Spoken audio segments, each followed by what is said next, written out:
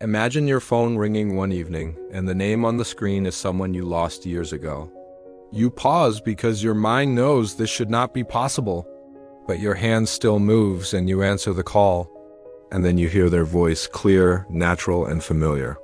They respond to you not with old words but with new sentences. They react to what you say, almost like they are still here. It feels real, and that is what makes it powerful. This idea sounds like science fiction, but parts of it already exist today. Artificial intelligence is rapidly reaching a point where it can simulate human presence using data. And the key word here is data, because everything begins with data. Every message you send, every comment you write, and every voice note you record is stored somewhere.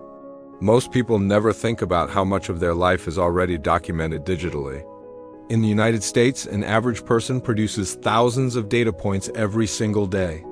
This includes emails, social media activity, search history, voice recordings, and even typing behavior.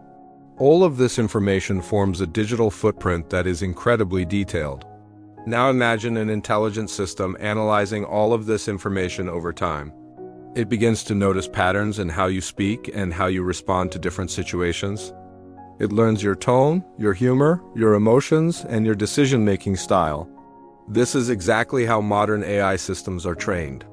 They do not understand humans in a conscious way, but they are extremely good at recognizing patterns. And once enough patterns are collected, the system can start predicting behavior. This is already happening in recommendation systems used by major tech companies. These systems can predict what you want to watch, what you want to buy, and even what you might say next. Now, take that same idea and apply it to an entire personality.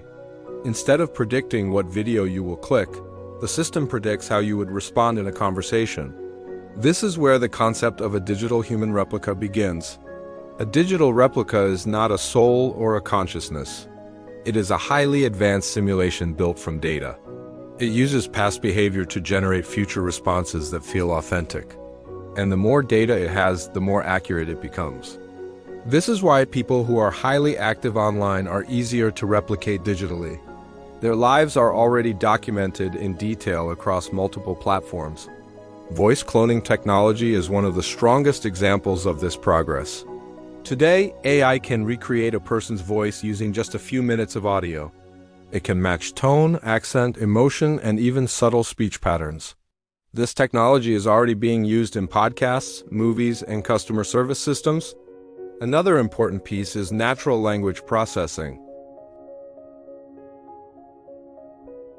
It can write emails, answer questions, and hold conversations that feel natural. When trained on a specific person's data, it can mimic their unique style of communication. Then comes visual technology, often known as deepfake or AI-generated video. This allows the system to recreate a person's face, expressions, and movements. When combined with voice cloning and conversational AI, the result is extremely realistic. You are no longer just reading text from a chatbot. You are seeing and hearing a person who appears to be alive. Some early-stage platforms have already experimented with this idea. They allow users to upload messages, voice recordings, and personal data of a loved one. The system then creates a chatbot that responds in a similar way to that person. People who have tried these systems often describe the experience as emotional and sometimes unsettling. Because even when you know it is artificial, it still feels real. Now imagine how this technology will evolve over the next 10 years. AI models are improving at an extremely fast rate. They are becoming more accurate, more realistic, and more accessible to everyday users.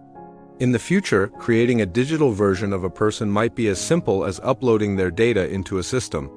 Families could preserve the personalities of their loved ones before they pass away. People might even prepare their own digital versions while they are still alive. They could train their AI with their voice, their memories, and their personal beliefs.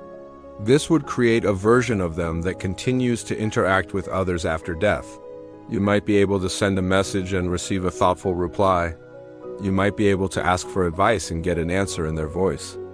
You might even see them in a video call responding in real time. This changes the meaning of death in a very fundamental way. Traditionally, death meant the end of communication. But with AI, communication might continue in a different form.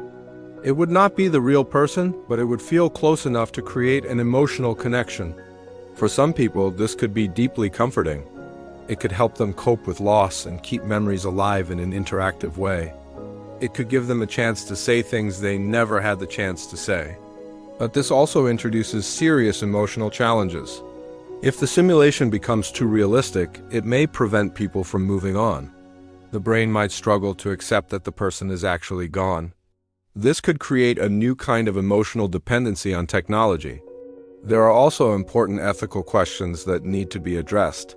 Who owns your data after you die? Should someone be allowed to create a digital version of you without your permission? What if the system generates responses that do not truly represent your beliefs? What if your digital version is used in ways you would never approve of? In the United States, discussions about AI ethics and digital rights are already becoming more serious. Lawmakers and researchers are starting to consider how to regulate this technology. Because once it becomes widely available, it will be difficult to control. Companies may turn this into a service, offering digital afterlife solutions to millions of people. This could become a new industry built around memory, identity, and technology. At the same time, cultural acceptance will vary. Some people will embrace it as a way to preserve human connection. Others will reject it because it feels unnatural or even uncomfortable. But regardless of opinion, the technology itself will continue to advance. And as it becomes more realistic, it will become harder to ignore.